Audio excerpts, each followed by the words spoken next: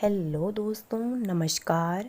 आपका हार्दिक स्वागत, वंदन एवं अभिनंदन करती हूँ अपने YouTube channel keep learning with जोश में। तो दोस्तों, आज हम भाषा व्याकरण के महान एवं प्रसिद्ध व्यक्ति से आपका परिचय करवाएंगे, जो संस्कृत व्याकरण के मुनित्रय में से प्रथम मुनि हैं। तो प्लीज़ वीडियो को पूरा वॉच करें, चैनल को सब्सक्राइब करें, वीडियो को लाइक करें और शेयर करें। आइए सुनते हैं एक प्रेरणादायक कहानी। सदियों पहले की बात है। एक बालक जो बुद्धि से मंद था, जब उनके माता पिता ने उन्हें शिक्षा दीक्षा के लिए गुरुकुल भेजा तो उनको पता चला कि उनका बालक मंद बुद्धि है, क्योंकि उस ज़माने में बालक अपने शिक्षा के लिए गुरुकुल ही जाते थे और उन्हें वहीं गुरु के आश्रम में ही रहना होता था, तब तक जब तक कि उनकी शिक्षा दीक्षा पूर्ण न हो जाए। एक समय की बात है, गुरुजी पढ़ा रहे थे, लेकिन एक बच्चे के चेहरे के हाव भाव बता रहे थे कि वह कुछ भी समझ नहीं पा रहा है। गुरुजी बालक के पास गए और फिर से पढ़ाया, लेकिन वह बालक फिर भी समझने में असफल रहा। तो गुरु ने बार बार समझाने की कोशिश की और वह बालक फिर भी नहीं समझ पा रहा था। तो गुरु ने गुस्से में आकर बालक से बोला, बेटा जरा अपनी हथेली आगे करके तो दिखाओ। बालक ने अपनी हथेली आगे बढ़ाई।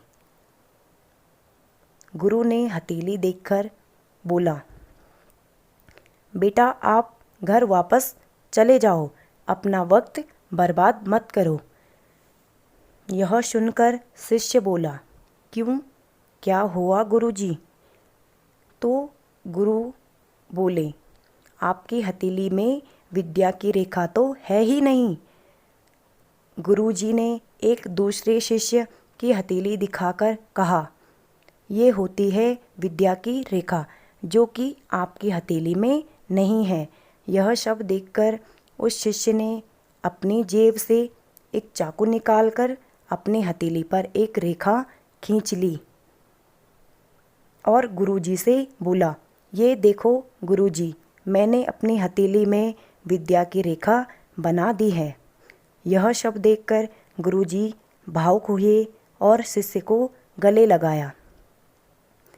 वह बालक महर्षि पाणिनि थे, जिन्होंने कि विश्व के प्रसिद्ध ग्रंथ अष्टाध्यायी की रचना की, जो कि एक व्याकरण ग्रंथ है। आपको यह जानकर हैरानी होगी कि पूरे विश्व में या विश्व की किसी भी भाषा में ऐसा उत्कृष्ट एवं पूर्ण व्याकरण ग्रंथ आज भी उपलब्ध नहीं है। इनके आगे जितने भी रचनाकार हुए, उन सब ने महर्षि पाणिनि द्वारा रचित अष्टाध्यायी नामक व्याकरण ग्रंथ का गहन अध्ययन जरूर किया और फिर अपने शब्दों में अपने व्याकरण ग्रंथ लिखे। तो आइए पढ़ते हैं महर्षि पाणिनि का संक्षिप्त जीवन परिचय एवं उनके ग्रंथ, खासकर अष्टाध्यायी के बारे में। यह है महर्षि पाणिनि जीवन परिचय। इनका समय है 500 ईसा पूर्व। इनका स्थान है, जन्म स्थान शालातुर ग्राम, वर्तमान पाकिस्तान में है।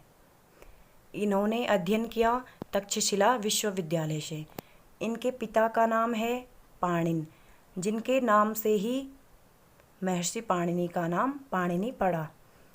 इनकी माता का नाम था दाक्षी। इनके गुरु का नाम उपवर्ष, वर्षाचार्य और कहीं कहीं पर सिर्फ वर्ष भी देखने को मिलता है।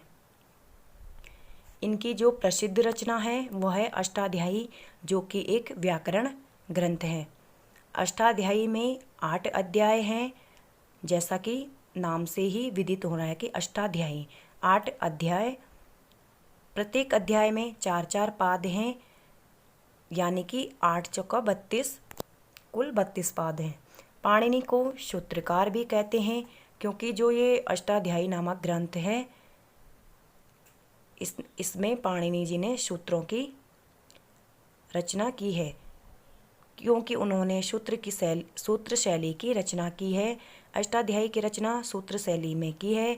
इसमें लगभग 4000 सूत्र हैं। अष्टाध्यायी में 4000 सूत्र हैं। कभी कभी परीक्षा में पूछा जाता है कि अष्टाध्यायी में कितने सूत्र हैं, तो आप ध्यान रखिएगा अष्टाध्यायी में लगभग 4000 सूत्र हैं। अलग अलग किताबों में अलग अलग डेटा दिया हुआ होता है, लेकिन लगभग अधिकतर विद्वान 4000 ही मानते हैं। पाणिनि संस्कृत व्याकरण के जनक माने जाते हैं। अगला है, संस्कृत भाषा में एक शब्द प्रसिद्ध है, त्रिमुनि या मुनित्रय। कई बार परीक्षाओं में पूछा जाता है कि संस्कृत भाषा के त्रिमुनि या मुनित्रय कौन कौन से हैं। तो आइए देखते हैं। यह है संस्कृत भाषा के त्रिमुनि, जिसमें प्रथम है पाणिनि, जिन्होंने सूत्रों की रचना की है, इसलिए उन्हें सूत्रकार कहा जाता है। दूसरे नंबर पर है कात्यायन। इनका दूसरा नाम वररुचि भी है। इन्होंने वार्तिक की रचना की है, इसलिए इनको वार्तिककार भी कहते हैं। तीसरे नंबर पर है पतंजलि। इन्होंने भाष्य नामक ग्रंथ की रचना की है, इसलिए इनको भाष्यकार कहा जाता है। ये क्वेश्चन मोस्ट इम्पॉर्टेंट है, कई परीक्षाओं में पूछा जा चुका है। आप लोग ये भी ध्यान रखिएगा कि पाणिनि को सूत्रकार कहते हैं, कात्यायन को वार्तिककार कहते हैं और पतंजलि को भाष्यकार कहते हैं। इन्होंने महाभाष्य नामक ग्रंथ की रचना की थी। कई बार डायरेक्टली पाणिनि ना पूछ करके सीधा सूत्रकार कौन है, वार्तिककार कौन है, भाष्यकार कौन है, ऐसे प्रश्न भी देखने को मिलते हैं। अगला है अष्टाध्यायी का प्रथम सूत्र। ये क्वेश्चन भी कई बार परीक्षा में पूछा जा चुका है कि अष्टाध्यायी का प्रथम सूत्र कौन सा है। तो अष्टाध्यायी का प्रथम सूत्र वृद्धिराद्वयच है।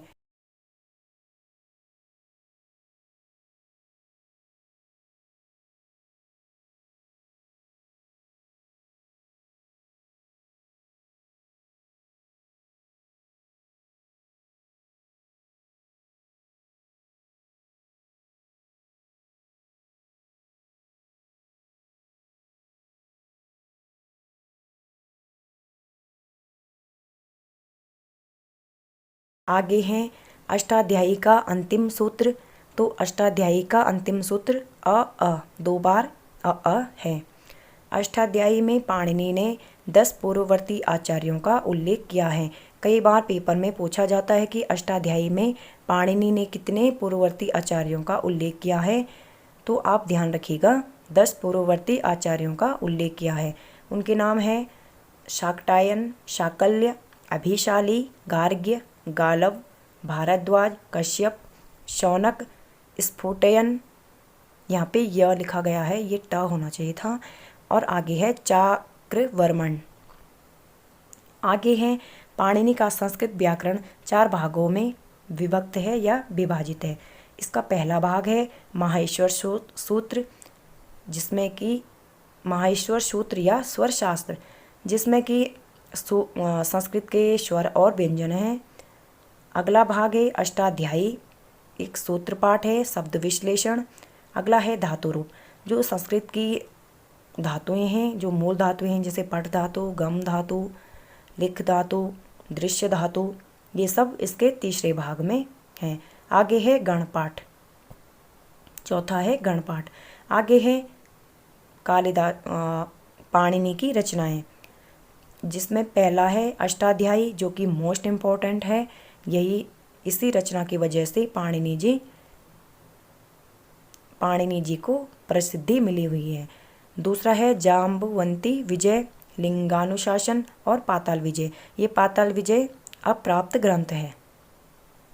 अगला है पाणिनि की वर्णमाला में 14 प्रत्याहार सूत्र हैं। जो पाणिनि का ये अष्टाध्यायी ग्रंथ है, ये एक व्याकरण ग्रंथ है जिसमें 14 प्रत्याहार सूत्र हैं।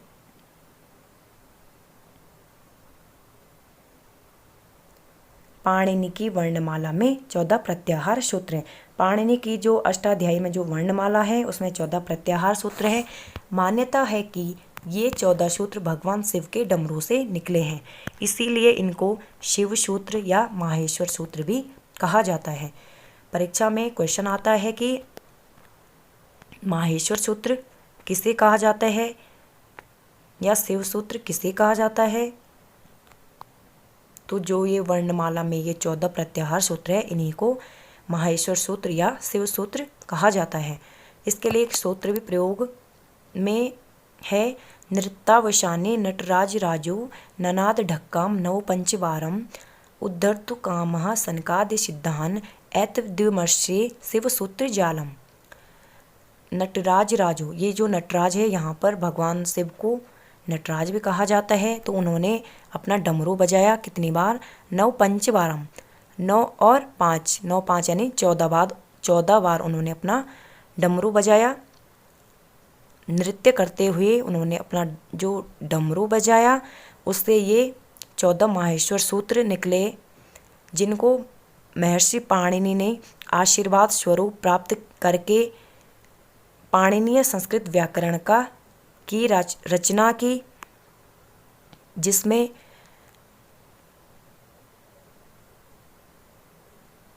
प्रसिद्धि है कि महर्षि पाणिनि ने इन सूत्रों को शिव के आशीर्वाद से प्राप्त किया, जो कि पाणिनीय संस्कृत व्याकरण का आधार बना। तो ये माहेश्वर सूत्र कौन कौन से हैं, आइए देखते हैं। इसमें पहला है अई उण, दूसरा है रील रिक, एऊंग, ए औच, हयवरट, लण, अयमंगणम नम, झबंग, घड दश, जबगढ़ दश, खप छठ थ चटतव, कपय शशर हल।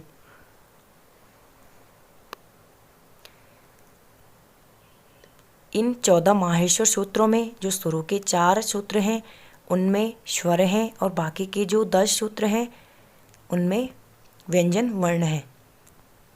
इन्हीं से संस्कृत व्याकरण की शुरुआत मानी गई है। इन 14 सूत्रों से ही महर्षि पाणिनि ने संपूर्ण व्याकरण ग्रंथ लिखा।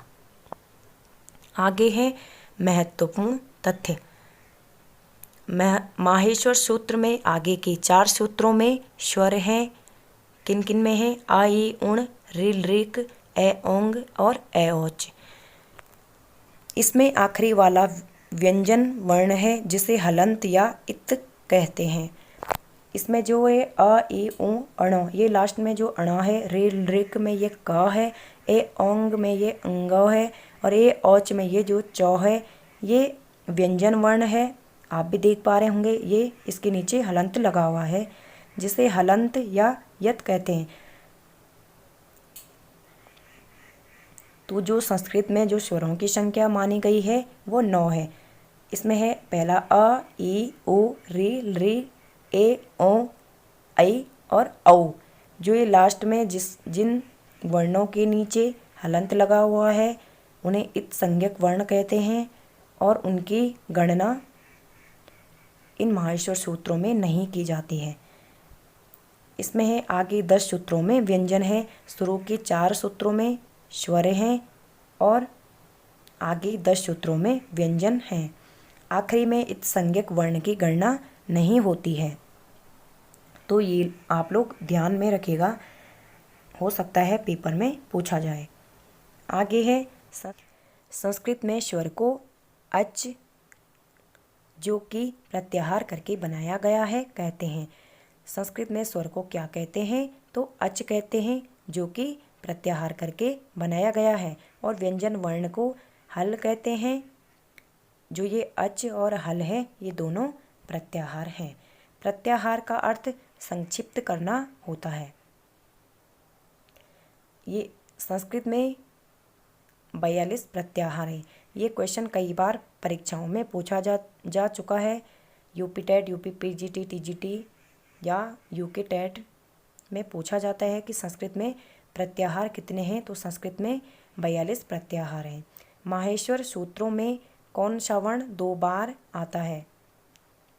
ये क्वेश्चन भी परीक्षा में पूछा जा चुका है कि माहेश्वर सूत्रों में कौन सा वर्ण 2 बार आता है, लेकिन उसकी गणना सिर्फ 1 बार ही की जाती है।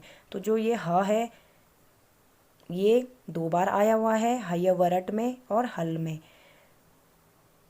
लेकिन इसकी गणना हल में होती है क्योंकि जो ये लास्ट में हयवरट का जो ट है और हल का जो ये ल है, ये दोनों इत्संज्ञक वर्ण है। इनकी गणना माहेश्वर सूत्रों में नहीं की जाती है।